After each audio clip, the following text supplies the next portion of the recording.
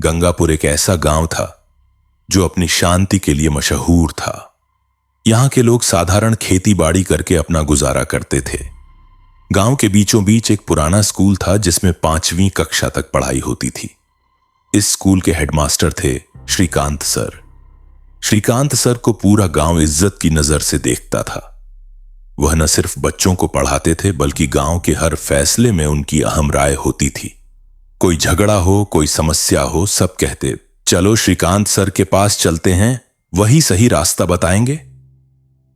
Shrikant sir की उम्र 50 साल के आसपास थी। वह सादगी से रहते, सफेद कुर्ता पायजामा पहनते और हमेशा चेहरे पर एक सौम्य सी मुस्कान रखते। उनकी पत्नी का देहांत कई साल पहले हो चुका था। उनका एक बेटा था, राहुल, जो शहर में इंजीनियरिंग की पढ़ाई कर रहा था। श्रीकांत सर अकेले ही स्कूल के पीछे बने क्वार्टर में रहते थे। गांव में एक युवक था, संजय। संजय की उम्र 22 साल थी और वह गांव के ही एक गरीब किसान का बेटा था। संजय पढ़ाई में बहुत तेज था। श्रीकांत सर ने ही उसे आगे पढ़ने के लिए प्रेरित किया था और आर्थिक मदद भी की थी। संजय अब गांव से बाहर कॉलेज जाता था, लेकिन छुट्टियों में वह हमेशा श्रीकांत सर से मिलने आता। गांव वाले कहते, श्रीकांत सर ने संजय को अपना दूसरा बेटा बना लिया है। एक दिन गांव में एक नई खबर फैली। शहर से एक बड़ी कंपनी गांव के पास की जमीन खरीदना चाहती थी। कंपनी वहां एक फैक्ट्री लगाना चाहती थी। इससे गांव के कई किसानों को अपनी जमीन बेचनी पड़ सकती थी। गांव में बैठक हुई। सभी ने तय किया कि श्रीकांत सर कंपनी के लोगों से बात करेंगे और गांव के हित की बात रखेंगे। श्रीकांत सर कंपनी के दफ्तर गए। 3 दिन बाद जब वह लौटे तो उनके चेहरे पर चिंता की लकीरें थीं। उन्होंने गांव वालों को बताया, कंपनी बहुत कम दाम दे रही है, हमें अपनी जमीन नहीं बेचनी चाहिए, मैं कोई और रास्ता खोजूंगा। गांव वालों ने श्रीकांत सर की बात मान ली, लेकिन अगले हफ्ते एक हैरान कर देने वाली घटना हुई। गांव के 3 बड़े किसानों राम सिंह, भोलानाथ और हरिप्रसाद ने अचानक अपनी जमीन कंपनी को बेच दी। यह खबर सुनकर पूरा गांव सन्न रह गया। सबसे बड़ा सवाल यह था कि ये तीनों किसान, जो श्रीकांत सर के सबसे करीबी माने जाते थे, उन्होंने ऐसा क्यों किया? गांव वालों ने राम सिंह से पूछा, तुमने ऐसा क्यों किया? श्रीकांत सर ने तो मना किया था। राम सिंह ने बड़ी बेबसी से जवाब दिया, मजबूरी थी भाई, मेरे बेटे का एक्सीडेंट हो गया था, इलाज के लिए पैसे चाहिए थे, कंपनी ने तुरंत पैसे दे दिए। भोलानाथ और हरिप्रसाद ने भी ऐसी ही मजबूरी का हवाला दिया। श्रीकांत सर ने जब यह सुना तो वह बहुत दुखी हुए। उन्होंने गांव वालों से कहा, यह कंपनी की चाल है, पहले कुछ लोगों को फंसाया, अब बाकी लोगों पर दबाव बनेगा, हमें एकजुट रहना होगा। गांव वालों ने फिर से श्रीकांत सर की बात मान ली, लेकिन उस रात कुछ ऐसा हुआ जिसने पूरे गांव को हिलाकर रख दिया। रात के करीब 2 बजे श्रीकांत सर के क्वार्टर से जोरदार आवाजें आईं। पड़ोसी जाग गए। उन्होंने देखा श्रीकांत सर का क्वार्टर खुला हुआ है और अंदर से तोड़ फोड़ की आवाज आ रही है। 2-3 लोग अंदर से निकले और अंधेरे में भाग गए। पड़ोसी अंदर घुसे। दृश्य देखकर उनकी सांसें अटक गईं। श्रीकांत सर जमीन पर पड़े थे। उनके सिर से खून बह रहा था। कमरे में सब कुछ उलट पुलट था। किताबें बिखरी पड़ी थीं, अलमारी के दरवाजे खुले थे। गांव वालों ने तुरंत श्रीकांत सर को अस्पताल पहुंचाया। डॉक्टरों ने बताया कि उनके सिर में गहरी चोट है और वह कोमा में है। कब होश में आएंगे कुछ पता नहीं। पुलिस आई। जांच शुरू हुई। पुलिस ने गांव वालों से पूछताछ की। सबने बताया कि 2-3 लोग भागते हुए देखे गए थे, लेकिन अंधेरे में पहचान नहीं हो पाई। पुलिस ने कमरे की तलाशी ली। एक अजीब चीज मिली। श्रीकांत सर की मेज के नीचे से एक डायरी मिली, जिसमें कुछ नंबर और नाम लिखे थे। इनमें राम सिंह, भोलानाथ और हरिप्रसाद के नाम भी थे और उनके आगे बड़ी बड़ी रकमें लिखी थीं। पुलिस ने तीनों किसानों से पूछा, यह क्या है? श्रीकांत सर ने तुम्हारे नाम के आगे यह रकम क्यों लिखी? तीनों ने हैरानी जताई। राम सिंह बोला, हमें कुछ नहीं पता, शायद हमारी जमीन के दाम लिखे हों। लेकिन पुलिस को शक था, क्या श्रीकांत सर इन किसानों से कोई पैसे ले रहे थे? क्या यह सब एक साजिश का हिस्सा था? और सबसे बड़ा सवाल, वह डायरी मेज के नीचे कैसे आई? क्या हमलावर उसे वहां छोड़ गए थे या फिर वह पहले से ही वहां थी? गांव वालों के लिए यह सवाल एक भूचाल की तरह था। क्या उनका पूज्य श्रीकांत सर, जिस पर सबको भरोसा था, वह कुछ और ही थे? क्या वह गांव का मास्टरमाइंड सच में मास्टर थे या फिर कोई ऐसा खेल खेल रहे थे जिसका अंजाम अब सामने आ रहा था? श्रीकांत सर के हमले की खबर पूरे इलाके में आग की तरह फैल गई। उनका बेटा राहुल शहर से तुरंत गांव आया। अस्पताल में अपने पिता को कोमा में देखकर वह टूट गया। पुलिस ने राहुल से भी पूछताछ की। राहुल ने बताया कि उसके पिता कभी किसी से झगड़ा नहीं करते थे, उनके दुश्मन नहीं थे, लेकिन जमीन बेचने के मामले में कुछ लोग नाराज जरूर थे। पुलिस ने डायरी की गहन जांच शुरू की। डायरी में सिर्फ नाम और रकमें ही नहीं थीं, बल्कि कुछ कोड वर्ड भी थे, जैसे K12, F9, D45। पुलिस को समझ नहीं आ रहा था कि यह क्या है। क्या यह किसी तरह का कोड था? क्या श्रीकांत सर कोई गुप्त जानकारी रखते थे? इसी बीच एक नया मोड़ आया। गांव के ही एक युवक संजय, जो श्रीकांत सर का प्रिय शिष्य माना जाता था, वह पुलिस के पास पहुंचा। संजय बहुत उदास और परेशान लग रहा था। उसने पुलिस को एक चौंकाने वाली बात बताई। संजय ने कहा, पिछले कुछ महीनों से श्रीकांत सर का व्यवहार बदल गया था। वह कभी कभी रात में बाहर जाते थे। एक बार मैंने उन्हें गांव से बाहर जंगल के रास्ते जाते देखा। जब मैंने पूछा तो उन्होंने कहा कि वह प्रकृति की सैर करने जा रहे हैं, लेकिन रात के 10 बजे। संजय ने आगे बताया, एक बार मैंने उनकी मेज पर एक अजीब सा मोबाइल फोन देखा। वह साधारण फोन नहीं था। जब मैंने पूछा तो उन्होंने कहा कि यह उनके बेटे का पुराना फोन है, लेकिन मुझे लगता है वह झूठ बोल रहे थे। यह सुनकर पुलिस और भी सतर्क हो गई। क्या श्रीकांत सर कोई दोहरी जिंदगी जी रहे थे? पुलिस ने श्रीकांत सर के क्वार्टर की दोबारा तलाशी ली। इस बार उन्हें वह मोबाइल फोन नहीं मिला। शायद हमलावर उसे ले गए थे, लेकिन तलाशी में एक और चीज मिली। क्वार्टर के बाथरूम में फ्लश टैंक के पीछे छिपाकर रखा हुआ एक प्लास्टिक का पाउच में कुछ सफेद पाउडर था। पुलिस ने उसे फॉरेंसिक जांच के लिए भेजा। रिपोर्ट आई, वह पाउडर हेरोइन था। यह खुलासा भूचाल ला देने वाला था। गांव का पूज्य हेडमास्टर, जिसकी छवि एक संत जैसी थी, उसके पास नशीला पदार्थ। पुलिस ने तुरंत गांव के नशेड़ियों पर नजर रखनी शुरू की। गांव में 2-3 युवक थे जो नशे के आदी थे। उनसे पूछताछ की गई। एक युवक मोहन ने हाँ में सिर हिलाया। मोहन ने बताया, हाँ, मुझे नशा मिलता था, लेकिन मैं उसे नहीं जानता जो देता था। मैं पैसे एक खास जगह पर रख देता था और अगले दिन वहां नशा मिल जाता था। पुलिस ने पूछा, कौन सी जगह? मोहन ने बताया, गांव के पुराने शिव मंदिर के पीछे, तीसरे पत्थर के नीचे। पुलिस ने उस जगह पर नजर रखी। 2 दिन बाद उन्होंने एक व्यक्ति को पकड़ा। वह व्यक्ति कोई और नहीं, गांव के ही एक गरीब किसान का बेटा विजय था। विजय की उम्र 25 साल थी और वह बेरोजगार था। पुलिस ने उससे पूछा, तुम यह नशा कहां से लाते हो? शुरू में विजय ने कुछ नहीं बताया, लेकिन जब पुलिस ने दबाव डाला तो उसने एक नाम उगल दिया, संजय। यह सुनकर पुलिस हैरान रह गई। संजय? वही संजय जो श्रीकांत सर का प्रिय शिष्य था और जिसने खुद पुलिस को श्रीकांत सर के बारे में जानकारी दी थी। पुलिस ने संजय को फिर से तलब किया। इस बार सवाल सीधे थे। तुम्हें नशा बेचने का काम करते देखा गया है। क्या तुम्हारे और श्रीकांत सर के बीच कोई साठ गांठ थी? संजय ने इनकार किया।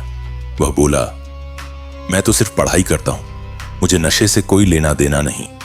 विजय झूठ बोल रहा है। लेकिन पुलिस के पास अब एक सुराग था। उन्होंने संजय के घर की तलाशी ली। संजय का घर बहुत गरीब था, लेकिन उसकी अलमारी में नए नए कपड़े थे, एक महंगा मोबाइल फोन था और कुछ नकद रुपए भी थे। यह सब एक गरीब छात्र के लिए असामान्य था। पुलिस ने संजय के बैंक खाते की जांच की। पिछले 6 महीनों में उसके खाते में लगभग 2 लाख रुपए आए थे। यह पैसा कहां से आया? संजय ने कहा कि यह उसकी स्कॉलरशिप और ट्यूशन से आया है, लेकिन पुलिस को यकीन नहीं हुआ। इसी बीच अस्पताल से खबर आई, श्रीकांत सर होश में आ गए हैं। पुलिस तुरंत अस्पताल पहुंची। श्रीकांत सर बहुत कमजोर थे। उन्होंने बताया कि उस रात 3 लोग उनके क्वार्टर में घुसे थे। उन्होंने उनकी पिटाई की और कुछ ढूंढने लगे। जब वह नहीं मिला तो उन्होंने उसे मारकर भाग गए। पुलिस ने पूछा, वह क्या चीज थी जो वह ढूंढ रहे थे? श्रीकांत सर ने कहा, यह मुझे नहीं पता, शायद पैसे। लेकिन उनकी आवाज में एक डर था, एक असुरक्षा। पुलिस ने फिर पूछा, आपकी डायरी में रामसिंह, भोलानाथ और हरिप्रसाद के नाम के आगे रकमें क्यों लिखी हैं? श्रीकांत सर ने हैरानी जताई, कौन सी डायरी? मेरी डायरी तो मेज की दराज में है। पुलिस ने डायरी दिखाई। श्रीकांत सर ने उसे देखा और कहा, यह डायरी मेरी नहीं है। मेरी डायरी नीले रंग की है, यह काली है और यह मेरी हस्ताक्षर भी नहीं है। यह नया मोड़ था। क्या डायरी नकली थी? क्या किसी ने श्रीकांत सर पर झूठा आरोप लगाने के लिए यह डायरी बनाई थी? अगर हां तो किसने और क्यों? पुलिस ने डायरी की फॉरेंसिक जांच करवाई। पता चला कि डायरी पर उंगलियों के निशान श्रीकांत सर के नहीं थे, लेकिन उन निशानों का मिलान किसी से भी नहीं हुआ। अब पुलिस के सामने दो सवाल थे। पहला, अगर श्रीकांत सर निर्दोष हैं तो उनके क्वार्टर में नशा क्यों मिला? दूसरा, अगर संजय दोषी है तो उसने श्रीकांत सर पर हमला क्यों करवाया? क्या इन दोनों के बीच कोई गहरा राज था जो अब धीरे धीरे सामने आ रहा था? और फिर एक रात पुलिस को एक गुमनाम फोन आया। फोन करने वाले ने कहा, अगर तुम्हें सच जानना है तो कल रात 12 बजे गांव के पुराने कुएं के पास आओ, अकेले आना। क्या यह कोई जाल था या फिर सच्चाई सामने आने वाली थी? पुलिस अधिकारी ने फैसला किया, वह जाएगा, क्योंकि गंगापुर गांव का यह रहस्य अब सिर्फ एक हमले का मामला नहीं रह गया था। यह एक ऐसा जाल था जिसमें पूरा गांव फंसता जा रहा था, और इस जाल के बीच में थे श्रीकांत सर, गांव का मास्टरमाइंड, जो खुद एक पहेली बन चुके थे। रात के 12 बजे थे। गांव का पुराना कुआं सदियों से वहां खड़ा था, लेकिन अब उसका पानी सूख चुका था। आसपास घना अंधेरा था, सिर्फ चांद की हल्की रोशनी थी। पुलिस इंस्पेक्टर राजेश सिंह अकेले ही कुएं के पास पहुंचे। उनकी जेब में पिस्तौल थी और हाथ में टॉर्च। वह कुएं के पीछे छिपकर खड़े हो गए। 10 मिनट बीत गए, कोई नहीं आया। फिर अचानक एक आवाज आई, इंस्पेक्टर साहब। आवाज कुएं के अंदर से आ रही थी। राजेश ने टॉर्च जलाकर अंदर देखा। कुएं में एक सीढ़ी थी और नीचे एक व्यक्ति खड़ा था। वह व्यक्ति ऊपर आया। चांद की रोशनी में उसका चेहरा साफ हुआ। वह कोई और नहीं, गांव का ही युवक विजय था, जिसे पुलिस ने नशा बेचते पकड़ा था। विजय ने कहा, मुझे माफ कर दीजिएगा इंस्पेक्टर साहब, मैंने आपको धोखा दिया था। मैंने संजय का नाम ले लिया, लेकिन सच यह है कि नशा मुझे संजय नहीं देता था। राजेश ने पूछा, फिर कौन देता था? विजय ने एक नाम बोला जिसने राजेश को ठंडे पसीने ला दिए। श्रीकांत सर। राजेश ने कहा, तुम झूठ बोल रहे हो। श्रीकांत सर तो। विजय ने बात काटी, श्रीकांत सर ही सबके पीछे हैं। वह गांव के मास्टरमाइंड हैं, लेकिन अच्छे के नहीं, बुरे के। मैं आपको सबूत दूंगा। विजय ने अपने मोबाइल से एक वीडियो चलाया। वीडियो में श्रीकांत सर थे, गांव के बाहर जंगल में। वह एक पेड़ के नीचे बैठे थे और उनके सामने एक आदमी था। आदमी उन्हें एक बैग दे रहा था। श्रीकांत सर बैग लेकर चले गए। वीडियो की क्वालिटी अच्छी नहीं थी, लेकिन चेहरे साफ पहचाने जा सकते थे। विजय ने बताया, मैं एक रात जंगल से गुजर रहा था। मैंने यह दृश्य देखा और छिपकर वीडियो बना लिया। बाद में मैंने पता लगाया कि वह आदमी शहर का एक बड़ा ड्रग डीलर है। श्रीकांत सर उससे ड्रग लेते हैं और फिर गांव के युवाओं को बेचते हैं। राजेश ने पूछा, लेकिन तुमने यह वीडियो पहले क्यों नहीं दिखाया? विजय की आंखों में डर था। मैं डरता था। श्रीकांत सर का गांव पर इतना प्रभाव है, अगर उन्हें पता चल जाता तो वह मुझे मार डालते। लेकिन अब जब उन पर हमला हुआ है तो मैंने सोचा कि अब मैं सच बता सकता हूं। राजेश ने वीडियो को सुरक्षित कर लिया। उसने विजय से पूछा, तुम्हें कैसे पता कि श्रीकांत सर नशा बेचते हैं? विजय ने बताया, एक बार मैंने उन्हें रात में स्कूल के पीछे कुछ युवाओं को पैकेट देते देखा। बाद में मैंने उन युवाओं से पूछा तो उन्होंने बताया कि यह सर का खास प्रसाद है। मैं समझ गया।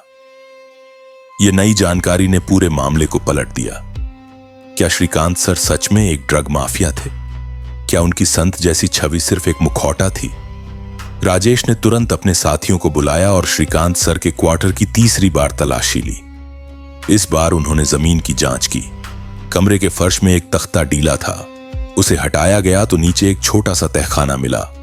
तहखाने में नकदी थी, सोने के गहने थे और ड्रग्स के पैकेट थे। यह सबूत अकाट्य था। श्रीकांत सर के खिलाफ ड्रग रैकेट चलाने का मामला दर्ज किया गया। लेकिन अभी भी कई सवाल थे। अगर श्रीकांत सर ड्रग माफिया थे तो उन पर हमला किसने किया? क्या कोई प्रतिस्पर्धी गिरोह था या फिर कोई और राज था? राजेश ने श्रीकांत सर से दोबारा पूछताछ की। इस बार सीधे सवाल थे। आपके क्वार्टर के नीचे तहखाने में ड्रग्स मिले हैं, आप क्या कहते हैं? श्रीकांत सर का चेहरा सफेद पड़ गया। वह कुछ देर चुप रहे, फिर बोले, मैं कुछ नहीं कह सकता, मुझे वकील चाहिए। यह जवाब उनकी गुनाह को स्वीकार करने जैसा था। गांव वालों को जब यह पता चला तो वे सदमे में आ गए। वह श्रीकांत सर जिस पर सबको भरोसा था, वह नशे का सौदागर निकला। कई लोगों को यकीन नहीं हुआ। कईयों ने कहा कि यह सब झूठ है, श्रीकांत सर को फंसाया जा रहा है। लेकिन सबूत सामने थे। पुलिस ने श्रीकांत सर को गिरफ्तार कर लिया। अब वह अस्पताल से सीधे जेल पहुंच गए। इसी बीच संजय फिर से पुलिस के सामने आया। इस बार उसके हाथ में एक पेन ड्राइव थी। उसने कहा, इसमें वह सब कुछ है जो आप जानना चाहते हैं। पेन ड्राइव में ऑडियो रिकॉर्डिंग्स थीं। श्रीकांत सर की आवाज में बातचीत। वह किसी से कह रहे थे, जमीन का सौदा पक्का करो, किसानों को डराओ धमकाओ, अगर नहीं मानेंगे तो उनकी फसलों को नुकसान पहुंचाओ। एक और रिकॉर्डिंग में श्रीकांत सर कह रहे थे, संजय को पता चल गया है, उसे चुप कराओ, जितना पैसा चाहिए दो। राजेश ने संजय से पूछा, ये रिकॉर्डिंग्स तुमने कैसे बनाई? संजय ने बताया, मैं श्रीकांत सर पर शक करने लगा था। मैंने उनके कमरे में एक स्पाई कैमरा लगा दिया। जो कुछ मैंने देखा सुना वह मेरे लिए बहुत दर्दनाक था। मेरे गुरु, मेरे पिता तुल्य वह एक अपराधी थे। संजय की आंखों में आंसू थे। वह बोला, लेकिन मैं उनके खिलाफ कुछ नहीं कर पा रहा था। मैं डरता था। फिर जब उन पर हमला हुआ तो मैंने सोचा कि अब मैं चुप नहीं रह सकता। पुलिस ने पूछा, तुम्हें क्यों लगता था कि श्रीकांत सर तुम्हें नुकसान पहुंचा सकते हैं? संजय ने एक और चौंकाने वाली बात बताई, क्योंकि मैंने उनकी सबसे बड़ी गुप्त बात जान ली थी। श्रीकांत सर ने ही गांव के पूर्व सरपंच की हत्या करवाई थी। यह नया खुलासा था। गांव के पूर्व सरपंच ओम प्रकाश की 3 साल पहले एक सड़क